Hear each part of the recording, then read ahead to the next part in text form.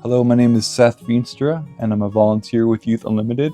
The spring of 2024, and my wife has been hired to be the pastor here in town. And at her induction service, the community director, Carrie, has come to her induction service, and I meet him and find out that just a couple blocks away is this amazing center.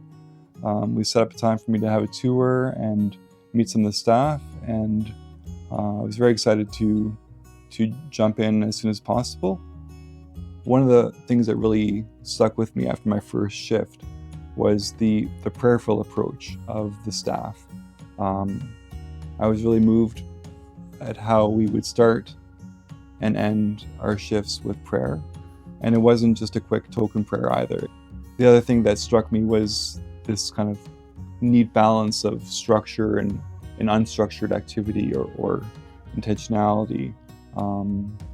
After the youth arrive, they sign in, and beyond that, there's just a lot of freedom for them to do what they want to do, to play, to hang out, to chat with us. But there's not really an itinerary or a program per se for them. But then at the same time, behind the scenes, there's structures, there's intentionality.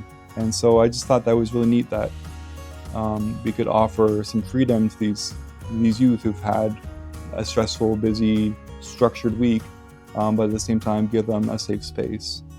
So there's a youth who's really excited about playing guitar, and in just a few Fridays together, he and I have made a connection, I'd say. And he's trusted me enough to share some of his own compositions. You can feel very vulnerable doing that. So it took guts for him to share that with me. I think one of the ways that God is using me here is kind of subtle. I think God is calling me to be a loving and accepting presence in the space. I think a lot of our youth are on the margins. On the margins maybe of their friend groups or the school or the community at large.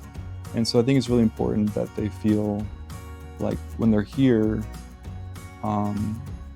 they're special, they're loved. In order for them to have a safe space, a third space that's something outside of work or school, they need places like this.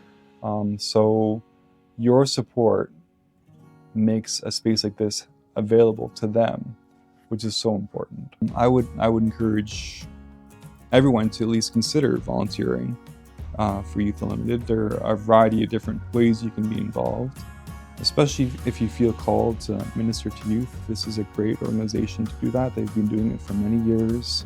They have an excellent reputation. People who are not Christians see the work we do as important, meeting people where they are and loving them, even though it kind of goes against what the culture is telling them.